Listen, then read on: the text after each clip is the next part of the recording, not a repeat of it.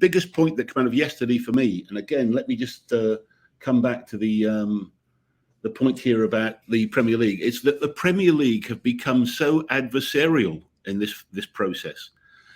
I thought this was about trying to come to Everton is a Premier League member, they're a shareholder. And it isn't really about fighting and being so bitter from the Premier League to try and get to a solution. It's about trying to get to the truth and to then move forward. But let me just read one last bit, which sums it all up for me. This is from the Independent Commission yesterday, talking about the Premier League's arguments. And it said, in our view, many, if not most of the criticisms levelled against the club in this respect by the Premier League are unwarranted, overstated, or both. Now, I find that incredible. The Independent Commission is saying that, the Premier League is slinging so much mud at a member club, and the Independent Commission just doesn't believe them. I would have thought that the Premier League should be taking a very clear, impartial view, a balanced opinion, and then try and move forward to get to the truth. And I think that's what everybody would like to see the Premier League play that role, rather than being this big, bad aggressor and trying to stitch clubs up. Compared to Forest, do you think Everton should feel hard done by? I mean, we know they've got 6 points. Everton now end with 8. Is it disappointing after everything that Everton have gone through? Take away the fact that there might be a hearing for this as well. As it stands, does it disappoint you? Yes, it does disappoint me. I mean, the Premier League have tried to take off 17 points off Everton this season. If you look at it now, that's 5 points on this last hearing, and 12 initially was the initial tariff before. 17 points, and you get 9 points if you go to administration. So something is not right in the state of Denmark, to quote Shakespeare. And I'm afraid this is a Shakespearean, disaster that's coming here. So I just, nobody can understand the logic and how you get to 17 points for a start. And any common sense thinking person would agree, I'm sure.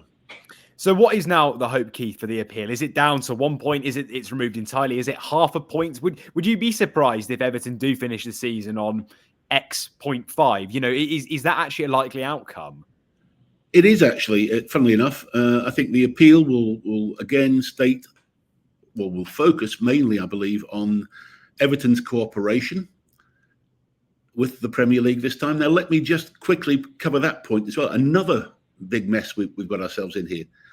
In the Everton 10-point first round, the Premier League stated that all Premier League clubs should cooperate, and that should be working in good faith, and that should be a minimum requirement of all clubs. They then gave Forest a 2-point mitigation for their cooperation. This time, they've given Everton half a point for their mitigation, and yet what I just read to you is what the Premier League have said about the claims that the Premier League have made against Everton's cooperation. So basically, you've now got Everton saying that they've cooperated fully. Apparently, there are 9 levels that the boxes have to be ticked to show cooperation. It appears Everton only managed to tick 7 or 8, it would appear, in order to get some mitigation. Did not Forest, tick 9? We just don't know. And, what is good cooperation? I mean, in this stage now, we're seeing that you've got an adversarial relationship with the Premier League, and the club is a defendant. Now, if you're a defendant, I would think it's quite right to defend yourself, and cooperating isn't always the right way to defend yourself. So I'm lost as to how this is being played out. So the Premier League have made it a very strange way to try and read the rules and how you should cooperate. Everton did clearly cooperate. The Independent Commission said they did cooperate. I just don't know anymore. And again, every point we mentioned today, there's just opposing thoughts and ideas. I mean, Keith, again, it remains to be seen what does happen with that appeal, and if Everton do, like we both think they will. As it stands, if we focus for a second on field, are you concerned at all from a relegation perspective? And now there are another 2 points that have been taken off.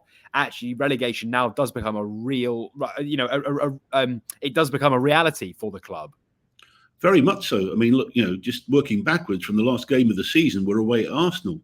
Now, we know that could mean that Arsenal could be playing that game to win the title. Everton, in theory, could be playing that game to stay up. There's some tough games for Everton to play now. We've still got Liverpool to come to Goodison, and we're away at Chelsea next Monday. listen, this is a very tough run-in that we've got. And so, yes, 2 points are going to be pretty crucial.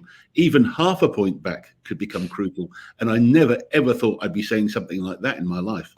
You've just watched a segment from Football Insider's brand new podcast, The Inside Track, with me, Lewis Pearce, alongside the guests on the show. Thanks very much for tuning in. Please do give the video a like, comment your thoughts on the topic, and feel free to share on your social media pages. If you want to listen to the full podcast episode, click the link in the description below. Keep your eyes peeled for plenty more content and exclusives here on The Inside Track.